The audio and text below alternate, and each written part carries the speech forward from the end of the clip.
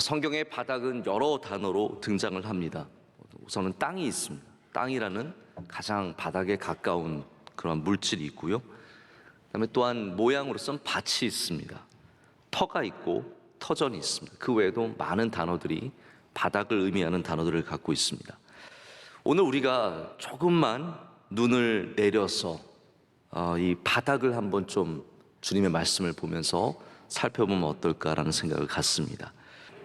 오늘 말씀에 등장하는 씨앗은 분명합니다. 씨앗의 목적이 무엇입니까? 하나님의 말씀이고 복음이죠. 다른 의미를 갖고 있지 않습니다. 그런데 이 하나님의 말씀, 능력 있는 하나님의 말씀을 받고서도 왜 우리에게는 생명의 조짐이 보이지 않느냐라는 것이죠. 왜 우리에게는 이게 조금만 싹을 틔우다가 멈춰버리냐라는 겁니다. 왜 꽃이 안 피고 왜 열매가 맺히지 않는지 그렇게 의아해하고 궁금해하는 우리들에게 예수님께서 비유를 통해서 말씀해 주시는 겁니다. 싹이 올라왔는데 금방 시들어 버리는 것, 그 아쉬워하는 사람들에게 뭐라고 말씀하십니까? 한번 바닥을 보라라는 거예요. 너의 땅을 보라라고 말씀을 하십니다. 제자들에게 너희는 땅을 살펴야 한다라고 말씀을 하고 계십니다. 사람들은 사실 바닥에 큰 관심이 없습니다. 우리는 다 높은 데 관심이 많습니다. 저 위의 것들, 저 좋은 것들을 바라보면서 그것들에 굉장히 시선이 많이 빼앗겨 있는데 예수님은 늘 바닥에 관심이 많으십니다. 우리의 열매의 문제를 우리가 왜 이런 문제가 있다고 생각을 하겠습니까? 오늘 말씀이 별로라서, 좋은 설교를 못 들어서, 혹은 좋은 교회를 못 만나서, 내가 좋은 부모님을 못 만나서, 좋은 학교를 못 나와서 우리는 위의 것에 문제가 많다라고 생각을 하는데 주님은 그렇지 않다라고 말씀하시는 거예요. 너희 바닥에, 너희 땅에, 너희 마음에, 너의 귀에 문제가 있다라고 말씀을 하시는 겁니다. 예수님의 비유는 원래 우리가 잘 놓치는 부분들을 잘 조명해 주시는 겁니다. 비유를 하실 때는 마치 예수님께서 스포트라이트를 켜서 거기에 비추고 계시는 거라고 생각을 하시면 됩니다. 그래서 만약에 예수님이 땅에 빛을 비추고 계시는데 우리가 다른 걸 보고 있으면은 예수님의 의도와 전혀 상관없는 것들을 보게 되는 겁니다.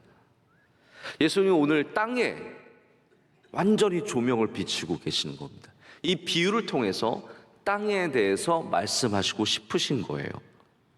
근데 우리는 여전히 땅에 대해서 말씀하고 계신데도 씨앗이 뭔데, 날씨가 어떤데, 농부가 어떤데 여기에 관심을 갖고 있다라는 거죠.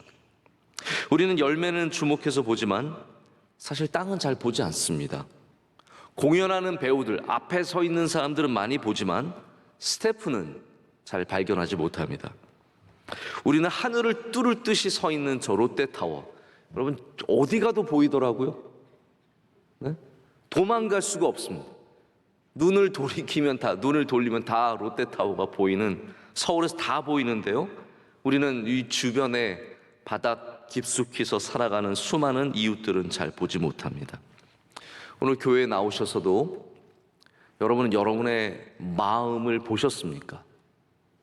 여러분의 그 바닥을 보셨습니까? 오늘 찬양 어떻게 하는지, 몇 명 섰는지, 얼마나 잘하는지는 들으셨는데 여러분의 바닥은 살피셨냐라는 거죠. 주님은 우리의 바닥에 문제가 있다라고 말씀을 하십니다.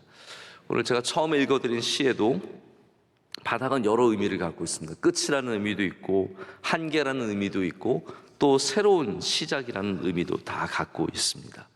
그래서 우리가 바닥을 제대로 알 필요가 있습니다. 할렐루야. 오늘 말씀에서 예수님께서 잘 알아듣지 못하는 제자들에게 비유로 말씀하시면서 그들의 마음의 바닥을 주목시키시는 이유가 딱 한 가지 이유가 있습니다. 왜냐하면 바닥이 너무 중요해서 그렇습니다. 바닥이 정말로 중요하기 때문에 예수님께서는 그걸 보라라고 말씀을 하십니다. 여러분, 하나님께서 우리를 왜 바닥에 떨어뜨리시겠습니까? 우리 바닥에 떨어질 때가 있잖아요. 우리의 마음이 바닥을 칠 때가 있고 우리의 경제의 상황이 바닥을 칠 때가 있고, 우리의 감정이 바닥을 칠 때가 있고, 우리의 영적인 상태가 바닥을 칠 때가 있습니다. 왜 하나님께서 우리로 바닥을 치게 하실까요? 왜냐하면 바닥을 쳐야 바닥이 어떤 모양인지 어떤 모습인지 알 수 있기 때문입니다. 바닥을 치지 않으면 우리는 바닥의 모습이 뭔지 전혀 모르는 거예요. 내 바닥이 어떻게 생겼는지 다 우리는 좋다고 생각하는 거예요. 나는 괜찮은 사람인데, 나 괜찮게 살고 있는데, 내 성품 나쁘지 않은데, 그러다가 바닥을 쳐보면 내 성품이 문제가 많구나. 바닥을 쳐보면 내가 영적으로 문제가 많구나. 바닥을 쳐보면 내 바닥이 길가구나, 돌밭이구나, 가시덤불이구나 라는 것을 비로소 알게 되기 때문입니다. 열매가 죽어도 안 맺히는 거예요. 막 열심히 노력을 한 것 같은데 절대로 나무가 자라지 않는 거죠.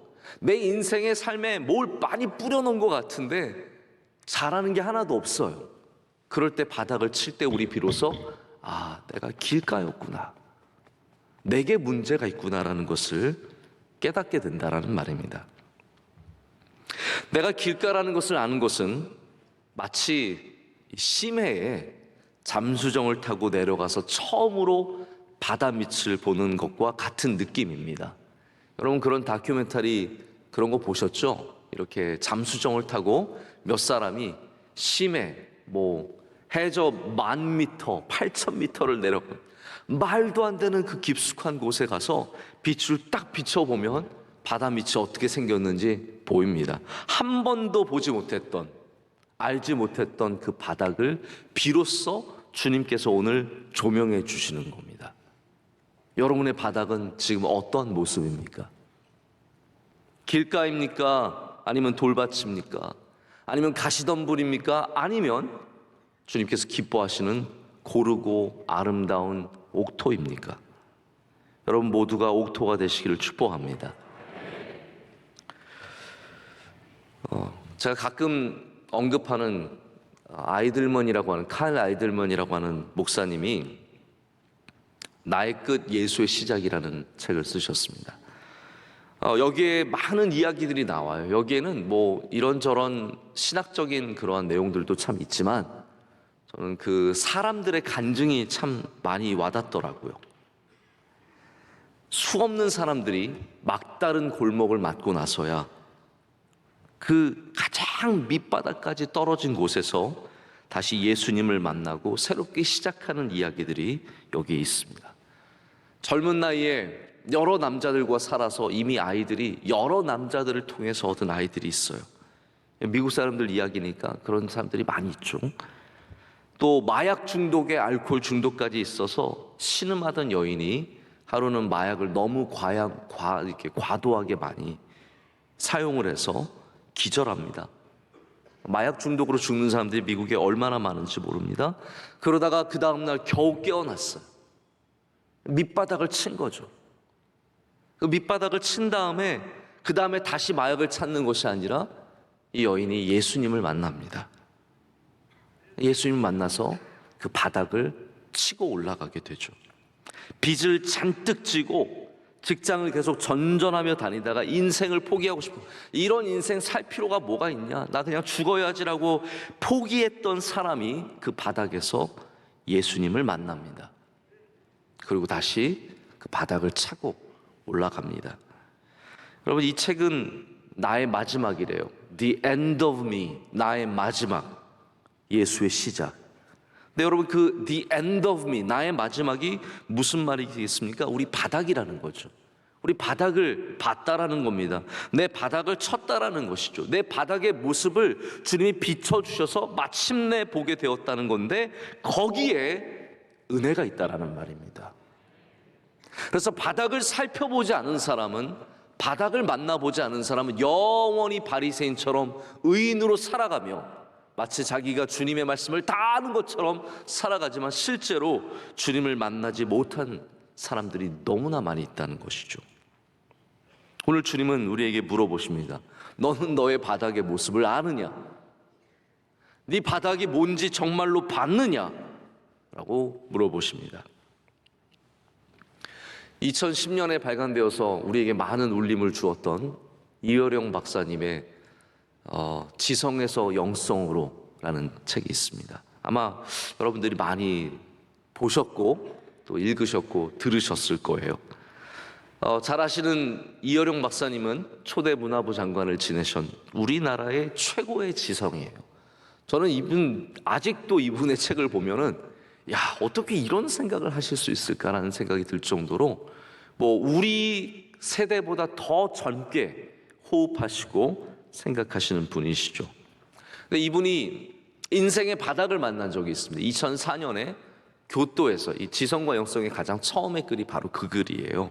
교토에서 연구를 하고 있었을 때 하루는 이 쌀가마를 치고 쌀푸대를 치고 혼자서 집을 향해 걸어가셨대요. 땅거미가 지는데 터벅터벅 집으로 걸어가는데 저 불빛이 자기 집에 켜있는 불빛이 보였다는 거죠.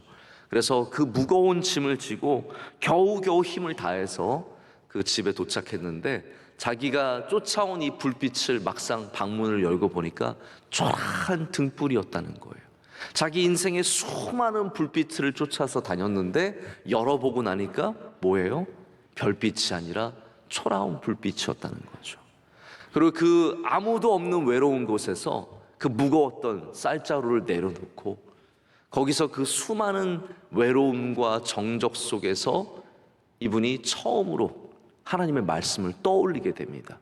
성경을 열어본 적도 없는데 어떤 말씀이 떠올랐냐면 수고하고 무거운 짐진 자들아 다 내게로 오라 내가 너희를 쉬게 하리라. 그래서 이분이 거기서 무릎을 꿇고 벽을 향해서 기도를 했어요. 그게 무신론자의 기도라는 시예요.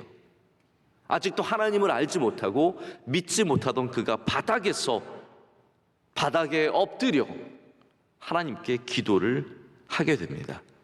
그리고 결국은 3년 뒤에 세례를 받고 완전히 하나님을 믿고 예수 그리스도를 구주로 영접하는 분이 되십니다.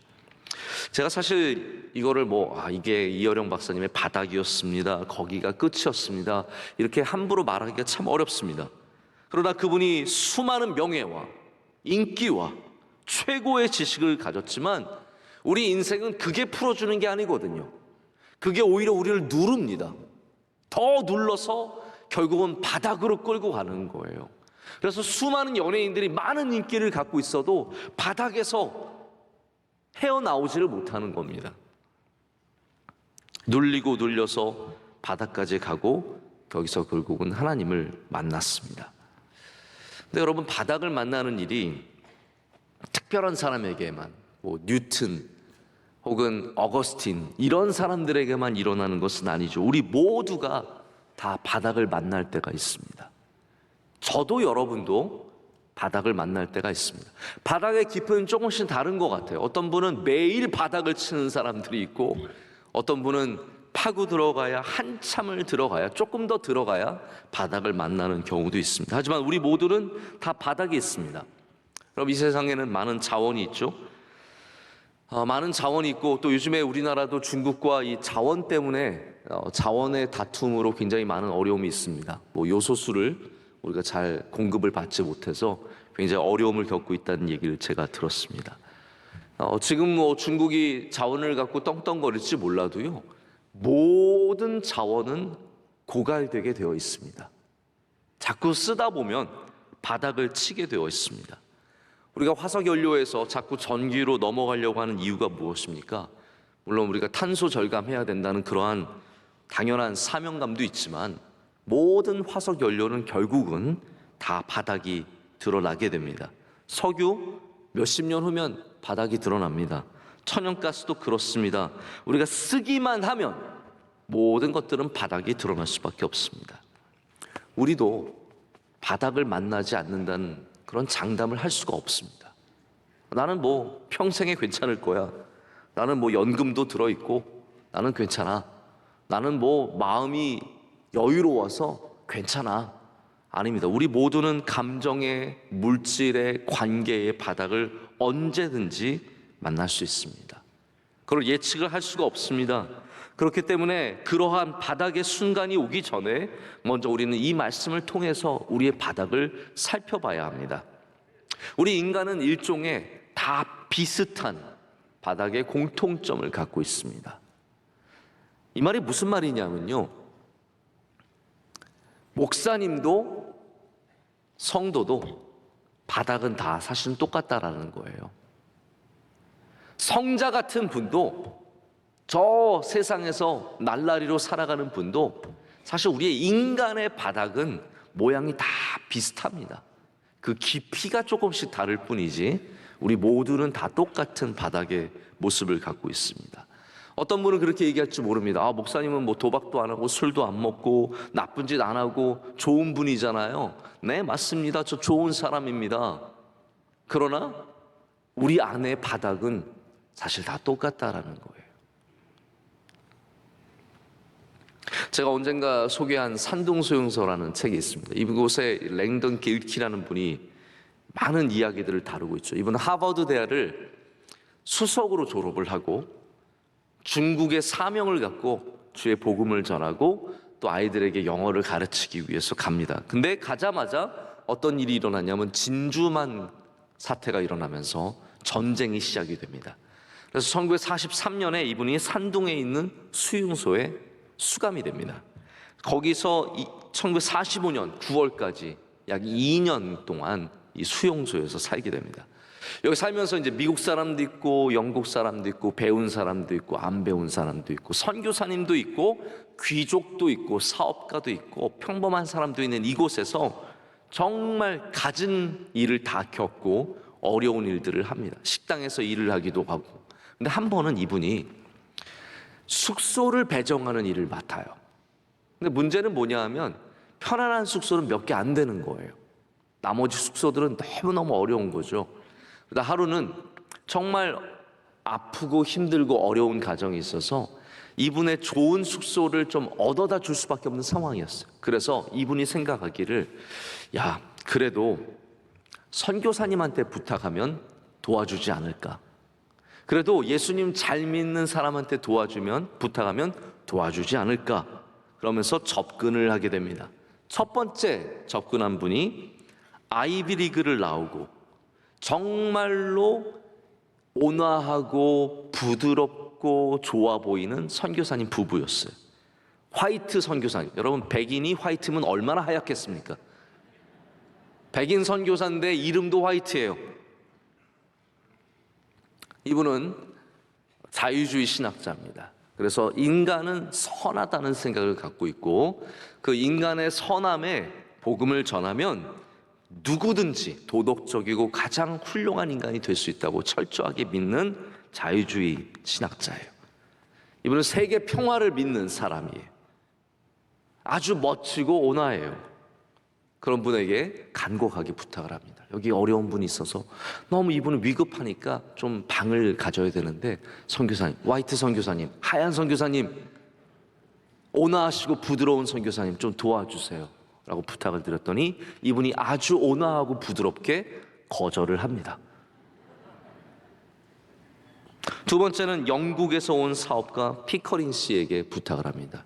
이분은 굉장히 훌륭한 사업가고 자비를 많이 베푸는 분입니다. 이분에게 부탁을 합니다. 그러자 이분은 협조를 구하자마자 썩 꺼져버리라고 화를 내면서 쫓아냅니다. 어디 내 방을 뺏으려고 가라고 합니다. 세 번째, 마지막 소망이 있는 분이 있었는데 이분도 선교사님, 미국의 선교사님 슈미트 선교사님이었습니다. 그가 이 랭던 길키에게 이렇게 얘기합니다. 아주 멋지게 그리고 은혜롭게 얘기를 합니다. 저는 이 얘기를 보면서 제가 굉장히 공감이 갔어요. 야, 나도 이렇게 얘기했을 것 같은 생각이 드는 거예요. 뭐라고 얘기하냐면, 길키 씨, 당신도 아시다시피 난 여기서 설교를 준비를 많이 해요. 난 이 방이 필요해요. 모든 분들이 다 나한테 예배 설교를 해달라고 부탁을 하고 있으니까 이 수용소 안에 내가 말씀을 잘 준비할 조용하고 좋은 곳이 나에게는 꼭 필요합니다. 그러니까 저는 이 방을 내드릴 수 없습니다 라고 얘기를 합니다. 이 랭던 길키가 이 많은 사람들에게 부탁을 하면서 깨달은 게 무엇입니까? 선교사님이면 내줄 줄 알았고, 저 정도 인격을 가진 분이면 내줄 줄 알았고, 저 정도 자비로운 분이면 내줄 줄 알았는데, 우리 인간은, 모든 인간은 다 이기심이 있고, 그 이기심 때문에 우리를 결국은 다 잘못된 결론으로 이끈다라고 얘기를 합니다. 여러분, 제가 드리고 싶은 말씀은 이거예요.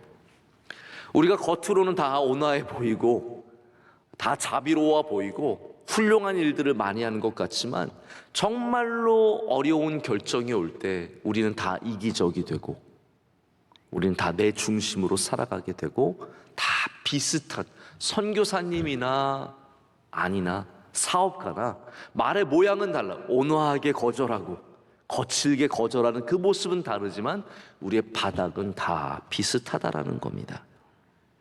지금 여러분 가운데도 나는 좀 착하고, 나는 고상하고, 나는 남들보다 조금 더 선하게 산다는 모든 사람들이, 믿음의 사람들이, 훌륭한 사람들이 사실은 바닥의 모양이 다 비슷할 수 있다라는 겁니다.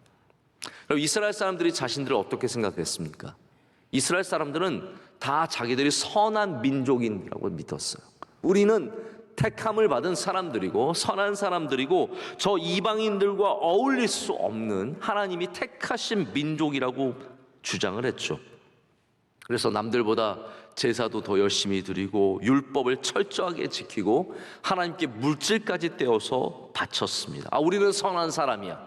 근데 하나님께서 예레미야를 부르셔서 이스라엘 민족에게 경고를 하십니다. 예레미야 1장 3절에 하나님께서 이렇게 말씀을 하십니다. 2장 13절에 이렇게 말씀하십니다. 내 백성이 두 가지 악을 행하였나니 곧 그들이 생수의 근원되는 나를 버린 것과 스스로 웅덩이를 판 것인데, 그것은 그 물을 가두지 못할 터진 웅덩이들이니라 라고 말씀하십니다. 하나님께서 하시는 말씀의 핵심이 무엇일까요? 자, 너희 바닥을 한번 봐라 라고 말씀하시는 겁니다. 너희가 선한 사람들인 것 같고 예배 굉장히 잘 드리는 사람인 것 같고 훌륭한 사람인 것 같지만 너희 바닥은 터졌잖아 라고 말하는 겁니다. 거기에 아무리 많은 물을 담가도 결국은 다 사라져버릴 것이다 라고 주님께서 경고하시는 겁니다. 근데 여러분, 이게 굉장히 다른 이야기인 것 같지만 오늘 말씀과 똑같은 이야기예요. 터진 웅덩이는 물을 담고 담아도 다 새어나갑니다. 길가의 밭은 씨앗을 뿌리고 뿌려도 열매를 맺지 못합니다. 이게 사실 같은 이야기입니다. 우리들의 바닥을 살펴보지 않고 바닥을 하나님이 기뻐하시는 옥토로 만들지 않으면 그것이 터진 웅덩이의 모습을 가졌던, 길가의 모습을 가졌던, 결국은 다 새어나가고 맺혀지지 않는 그러한 땅이 된다라고 말씀을 하십니다. 제가 2000년도에 이스라엘에 갔었을 때 여러 곳에 가면서 많은 이스라엘에 있는 유적지들을 봤는데 제 기억에 딱 사진처럼 남아있는 한 장소가 있습니다. 예루살렘 근처에, 제가 지금 정확하게 장소가 기억이 나지 않는데 길을 가다가 저와 함께 가신 분이 길을 세우시더니 저를 차에서 내리라고, 그래서 좀 걸어갔어요. 걸어가니까 뭐가 있었냐면 큰 수영장이 있었어요. 저는 그래서 야, 여기 왜 이렇게 큰 수영장이 있냐라고 했더니 그분이 저에게 말씀하시기를, 목사님 이게 솔로몬이 판 물웅덩이입니다 라고 얘기를 하시는 거예요. 근데 그 크기가 말 그대로 정말 수영장만 해요. 그리고 그 안에 뭘 해놨냐면 회를 쳤습니다. 플래스터라고 하는 회를, 하얀 회를 쳐서 벽을 발라놓은 거예요. 하나님께서 오늘 예레미야 2장 13절에 말씀하신 터진 웅덩이가 그거예요. 회를 발라서 이 물이 새나가지 못하도록 발라놨는데, 이 회라는 것이 잘못되면 터져버립니다. 갈라져요. 그럼 거기로 물이 다 새어나가는 거죠. 그걸 보여주시면서 하나님께서 예레미야에서 경고하신 그 물웅덩이가 이런 모습이다라고 해서 제가 굉장히 관심 깊게 한참을 봤던 기억이 있습니다. 여러분, 여러분의 바닥은 어떤 오늘 모습을 갖고 계십니까? 터진 웅덩이입니까? 아니면 길가의 밭입니까? 돌밭입니까? 우리 모두가 그것을 봐야 합니다. 할렐루야. 바닥을 살펴야 하고, 오늘 이 말씀을 통해서 밭을 갈아엎고 아니면 터진 곳을 메꾸고 우리의 터를 다시 가꿔야 된다는 것이죠. 농부들이 싹이 트지 않는 곳을 보면서 결국 그 문제를 발견하게 됩니다. 길가였던 거죠. 너무 딱딱해서, 사람들이 밟은 곳이라서 딱딱해서 씨앗이 들어갈 수가 없고 발화를 못한 겁니다. 결국은 새들이 와서 먹어버립니다. 잠깐 뿌리를 내렸지만 금방 죽는 식물을 보았습니다. 거기가 돌밭이었죠. 가시떨기가 가득한 땅이었습니다. 예수님께서 오늘 비유를 말씀하시면서 우리에게 모든 중요한 것들, 다른 것들이 있는데 거기에는 별로 언급을 안 하십니다. 제가 아까도 조금 언급을 드렸지만 오늘 비유에서 농부의 기술은 전혀 중요한 게 아니에요. 농부가 어떤 기술을 가졌는지, 사실 농부가 굉장히 중요하잖아요. 농부가 갖고 있는 기술에 따라서 열매가 맺히기도 아니기도 하거든요. 근데 예수님은 오늘 비유에 그거 신경 쓰지 말라라는 거예요. 씨앗이 얼마나 중요합니까? 씨앗이 이런 씨앗이 있고 저런 씨앗이 있고 되는 게 있고 안 되는 게 있는데 예수님께서 그것도 중요하지 않다고 말씀하시는 거예요. 날씨가 얼마나 중요한 요소입니까? 지금 우리 열매를 많이 거두는 시기인데 날씨 때문에 전혀 거두지 못할 수도 있고 날씨 때문에 많이 거둘 수도 있거든요. 가뭄과 홍수와 햇볕이 많음과 적음과 온도가 높음과 낮음과 모든 것들이 있는데 예수님께서는 다 신경 쓰지 말래요. 여러분, 다 신경 쓰지 마십시오. 내 인생이 어떻고 저렇고 신경 쓰지 마시고 오늘은 뭐만 신경 써야 되냐면 바닥만 신경 쓰시면 됩니다. 왜냐하면 예수님께서 그걸 원하시기 때문이에요. 땅을 보라고 말씀하시는 것이고 바닥을 보라고 말씀하시는 것이고 거기에 우리의 관심을 두라고 말씀하시는 겁니다. 그래서 예수님의 비유를 우리가 지나치게 모든 요소들을 생각하다가 엉뚱한 대로 흘러서 해석할 때가 참 많습니다. 제가 재미난 얘기를 들었는데 어떤 미국 목사님이 슬기로운 처녀의 비유, 여러분 슬기로운 처녀 비유 아시죠? 우리 일부 예배 나오시는 분들은 그 정도 상식은 있으실 거예요. 일부 예배 나오시는 분들은 다 슬기로운 분들이니까 다 알고 계실 겁니다. 거기 슬기로운 처녀 5명이 기름을 준비했어요. 근데 미국 목사님이 이 설교 본문을 갖고 뭐라고 말씀을 하셨냐 하면 이 슬기로운 처녀들은 잘못했다. 자기들이 기름 있으면 나눠야지. 왜 나누지 않고 혼자 썼느냐? 라고 하시면서 말씀을 전하셨대요. 여러분, 감동 있죠? 왜 집이 80평이면 반으로 나눠야지? 왜 혼자 사느냐? 연봉이 2억이면 반으로 나눠서 1억은 나 줘야지. 왜 혼자 다 먹느냐? 우리는 충분히 그렇게 좋은 얘기를 할 수 있어요. 근데 여러분, 좋은 얘기가 다 맞는 말씀은 아닙니다. 예수님의 비유의 목적은 절대로 그런 게 아니었잖아요. 이 슬기로운 처녀의 비유의 목적은 준비하는 신앙입니다. 준비하는 신앙. 이거는 나누라고 왜 안 나눴냐에 대한 지적이 아니라 왜 준비를 안 했느냐에 대한 질문인데 설교자가 비유를 갖고 엉뚱한 곳으로 끌고 가면 안 됩니다. 그래서 여러분들도 비유를 읽으면서 너무 풍유적, 알레고리컬하게 생각을 해서 거기에 다 땅은 사람이고 그런 식으로 다 모든 걸 집어넣으면 안 됩니다. 오늘 말씀에는 땅만 보면 돼요. 할렐루야. 농부도 볼 필요 없고 씨앗도 볼 필요 없고 날씨도 볼 필요 없고 오늘은 땅만 보십시오. 바닥만 살피십시오. 그럴 때 하나님께서 우리의 바닥이 변화되는 은혜를 주실 줄로 믿습니다. 우리 삶에 얼마나 다른 요소들이 많이 있습니까? 목사님, 저는요 날씨 때문에 안 된 거예요.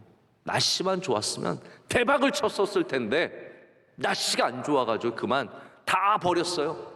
목사님, 저는 씨앗에 문제가 있었던 것 같아요. 제가 잘못 씨앗을 뿌렸어요. 그것만 아니었으면 제 인생이 잘 됐을 텐데 목사님, 저 씨앗이 문제예요 라고 말씀하실 수 있는데 오늘 말씀은 그렇지 않습니다. 예수님은 우리에게 뭐라고 말씀하십니까? 너의 마음이 중요하다라고 말씀하시는 겁니다.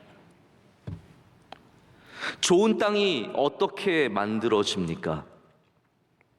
좋은 땅이 만들어지는 방법은 여러 가지가 있겠죠. 돌을 골라내고 영양이 풍부한 거름. 저는 농사를 많이 짓진 않지만 구경은 많이 해보고 잔소리는 많이 들어봤습니다. 그런데 좋은 땅을 만드는 방법 별거 없습니다. 풍성하게 거름을 주면 됩니다. 풍성하게 거름을 주고 수분을 충분히 공급할 때 땅은 좋아집니다. 근데 오늘 성경에서 예수님께서 말씀하시는 땅이 좋아지는 방법은 단 하나입니다. 우리의 듣는 자세가 바뀌면 된다라는 것이죠. 우리의 귀가 달라지면 된다라는 겁니다. 그래서 예수님께서 오늘 말씀의 전제가 뭐냐면 귀 있는 자는 들을지어다예요. 귀 있는 자는 들을지어다. 우리의 귀가 달라져야, 우리의 마음이 달라져야 우리 땅이 달라집니다. 오늘 읽진 않았지만 13장 23절에 이렇게 말씀하십니다. 좋은 땅에 뿌려졌다는 것은 말씀을 듣고 깨닫는 자니 결실하여 어떤 것은 100배, 어떤 것은 60배, 어떤 것은 30배가 되느니라 하시더라. 존 메가더라는 목사님이 이 듣고 깨닫는 부분을 말하면서 뭐라고 정리하냐면 어떻게 들을 것인지 스스로 삼가는 것이라고 말합니다. 다시 말씀드립니다. 어떻게 들을 것인지 스스로 삼가는 것. 그것이 여러분의 땅의 모습입니다. 땅을 만들어가는 방법입니다. 다시 말하면 듣는 자세가 어떠냐에 따라서 우리의 바닥이 고쳐질 수도 있고 아니면 영원히 길가의 삶을 살 수도 있다는 겁니다. 다시 말씀드립니다.